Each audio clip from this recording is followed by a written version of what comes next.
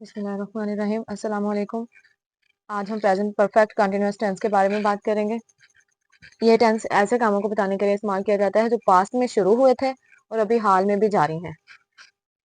Structure क्या है? Subject has been और have been as a helping verb use हो रहे होंगे। वर्ब की हम फर्स्ट फॉर्म यूज करेंगे और उसके साथ आईएनजी का इस्तेमाल करेंगे। स्पेसिफिक वर्ड्स इसमें इस्तेमाल होंगे इस टेंस में, वो हैं सिंस एंड फॉर। एंड पे ऑब्जेक्ट। सिंस कब इस्तेमाल कर रहे होते हैं? सिंस जब वक्त बताया जाए ना, जो स्टार्टिंग पॉइंट है, उस वक्त हम सिंस इस्तेमाल करते हैं स्टार्टिंग पॉइंट को शो करने के लिए। और फॉर कब इस्तेमाल करते हैं? जब हमारे पास एक स्पेसिफिक टाइम ड्यूरेशन बताया जाए, ड्यूरेशन ऑफ टाइम होगा तो फॉर इस्तेमाल करेंगे। यानी 3 साल से, 4 दिन से, इसके साथ फॉर इस्तेमाल करेंगे। बचपन से, सुबह से, शाम से, ये क्योंकि स्टार्टिंग पॉइंट है ना, बचपन से, सुबह से, शाम से, तो जब इनके साथ हम सिंस को यूज कर रहे होंगे। एग्जाम्पल्स देख लेते हैं। Salma has been washing clothes since morning.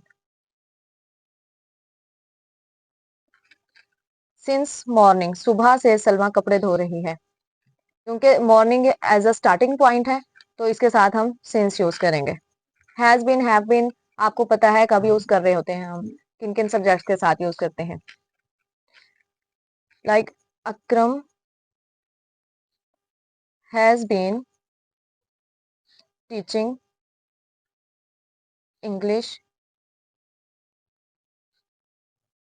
For 10 years। अब देखें, ये 10 years जो है ना, ये स्पेसिफिक टाइम ड्यूरेशन है, इसके लिए फॉर इस्तेमाल करेंगे। Akram has not been helping me since morning. Negative sentences में हैज के फौरन बाद, हैज या हैव के फौरन बाद नॉट यूज करेंगे, उसके बाद में बीन यूज करेंगे। इंटेरोगेटिव सेंटेंसेस में सिंपल हैज या हैव को शुरू में ले आएंगे। Have they been living in Karachi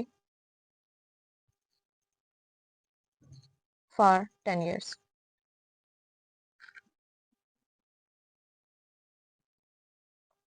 अगर हम इसी को नेगेटिव और इंटेरोगेटिव दोनों में बनाएं तो have they not been living in Karachi for 10 years। आज हमने प्रेजेंट परफेक्ट कंटिन्यूअस टेंस को देखा। Helping verb has been, have been use होंगे। वर्ब की फर्स्ट फॉर्म के साथ आईएनजी यूज करेंगे। सिंस एंड फॉर, इसमें स्पेसिफिक वर्ड्स हैं जो लाजमी यूज करेंगे, क्योंकि हम इसमें या तो स्टार्टिंग पॉइंट की बात कर रहे होते हैं, स्पेसिफिक टाइम यूज होता है प्रेजेंट परफेक्ट कंटिन्यूअस टेंस में, या तो वो as a starting point time show होगा या फिर ड्यूरेशन ऑफ टाइम शो होगा। जब हमारे पास कोई टाइम ऐसा हो जो हमें स्टार्टिंग पॉइंट की तरफ इशारा मिल रहा हो तो हम उससे पहले सिंस यूज करेंगे। अगर ड्यूरेशन ऑफ टाइम हो जो स्पेसिफिक हो तो उससे पहले हम फॉर यूज करेंगे।